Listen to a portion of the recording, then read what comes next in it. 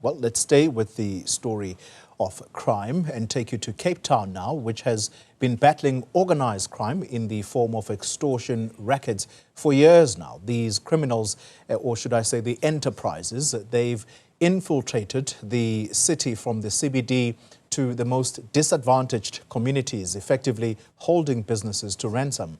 Many businesses have been forced to close their doors after refusing to pay protection fees. Newzroom Afrika's Nasiphi Same watching that space for us. Nasiphi, good afternoon to you. This is a well-documented story, one which the president has even voiced his concern about when it comes to the so-called construction mafia, because these construction sites have literally come to a standstill. But it's not just construction sites that are affected, Nasiphi. Good afternoon.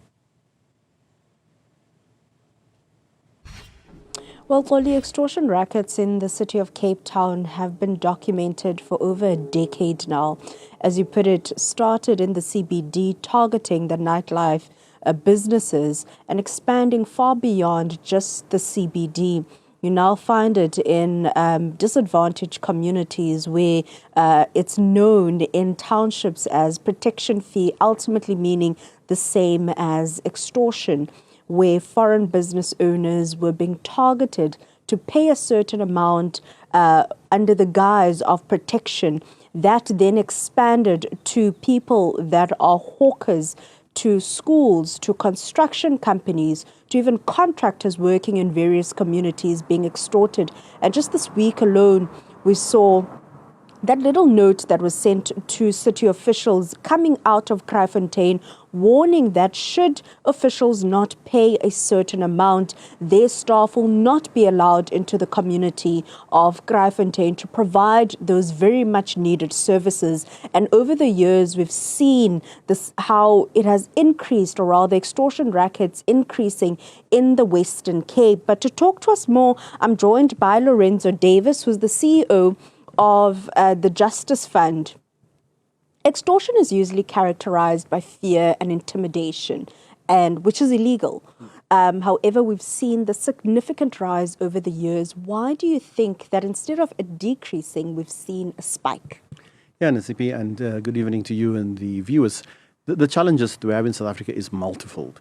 It is poverty, it is the lack of education, it's the lack of access to any kind of life-sustaining economic activity.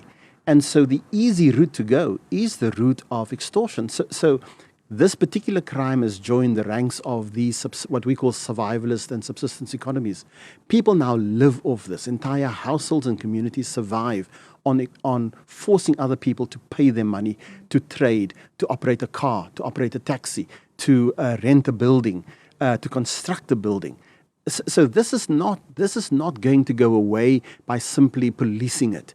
It is a structural economic activity that is keeping households alive. That's fundamentally what it comes down to. And as evil and as bad as it is here because there isn't access to bigger opportunities in the economy. Lorenzo, just recently, actually, the Portfolio Committee Chairperson Ian Cameron, having engaged and interrogating SAPS on their strategy on extortion, unimpressed by it. What do you think needs to be done to alleviate these communities and remove them from the fear that they're currently being gripped with, and also impacting the economy? Yeah, I think, intelligent policing is sorely lacking in South Africa. The fact that police is not engaged with other departments of state, like trade and industry, like economics, like other social development departments, and treasury, for example, because these guys all need to work together to solve the problem of poverty. And Aristotle said, poverty is a friend, a sister to crime, a brother to crime. So once people know that they can't access a loaf of bread, a piece of clothing, they can't buy it, their next step is crime. And this is going to be here until that fact lands in police command, in the committees in Parliament, with Ian Cameron and other members of government. Crime is the problem. But poverty is at the heart of all of this. We hate crime. The contact crimes are up all over the country. The stats are coming out tomorrow. But you're not going to get rid of this just by simply policing it. You have to give people another way to earn money. And that's not being spoken about. You just want people to stop. Kids are dying. People are hungry. People can't pay for anything. They can't pay for services. They can't pay for electricity and water. And so what do? They access money from an illicit economy. We know the hotspot areas in Cape Town for extortion rackets. Just recently, we heard of Khayelitsha, Langa, places like Langa as well, including Kraaifontein as hotspot areas for extortion rackets. And we were speaking not too long ago as, the reasons behind why people are possibly not even reporting these crimes. But you brought in a different element to it, saying that police officers also live in these very communities. Yeah, one of the tragedies of the South African sort of policing system, and it's a problem, is that the policemen we recruit are fairly young. And they come from communities where crime is rampant, very often, large percentages of our policemen. And so they are firstly very young, often not adequately trained to do this kind of in-depth policing work.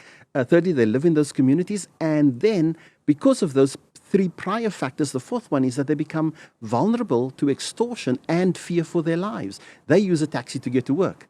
They use a bus to get to work. They drive their own car, perhaps. And so they become targets for those they are supposed to be policing.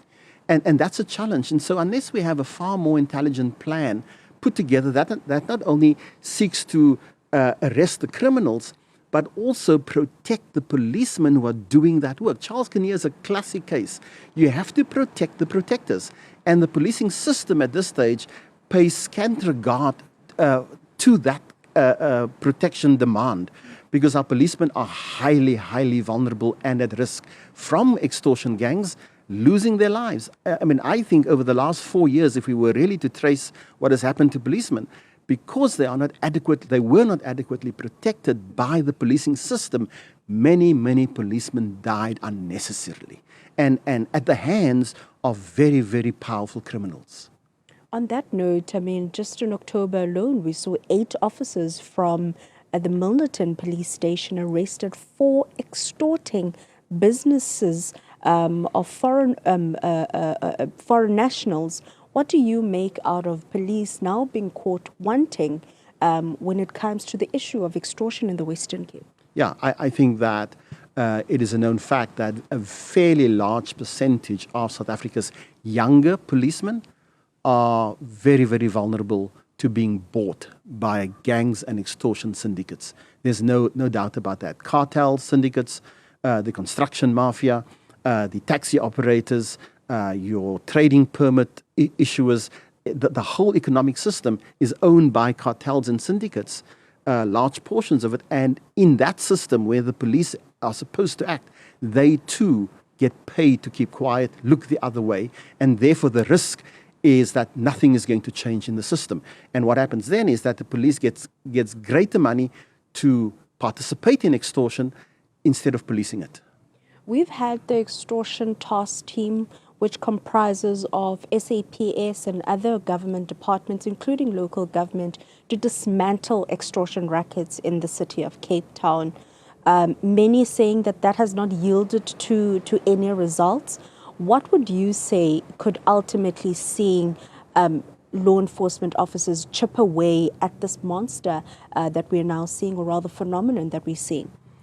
Nasiphi, I've said this over and over the last 5 years, that crime is an economy. And unless you address the economic implications of shutting down that economy, you are not going to solve it. Gangs earn money. They make money. Some hundreds of thousands, others millions, and others just a few cents. But it's an economy. And why is it economy? Because people live off it. They survive off the money that they make. They send it elsewhere across the country with the money that they make. They buy drugs with the money that they make. And so the challenge that we have is we can keep arresting people. We can keep busting gangs and cracking down on all kinds of cartels and syndicates. If the economic opportunities are not there to complement what we shut down, gangs will just arise in another format, and keep doing what they are doing. We've gone from very hardcore gangs to now sophisticated cartels, to syndicates, to mafia groups. They have morphed every time we try to shut them down. The system tries to shut them down. We haven't learned the lesson. You have to give people an opportunity to participate legally and fully in the economy, because if they don't and cannot earn a living, crime is their next opportunity. We'll have to leave it there. Lorenzo Davids there, the CEO of the Justice Fund, speaking on the issue of extortion, where we've seen a significant rise in the Western Cape, but particularly in communities falling under the city of Cape Town.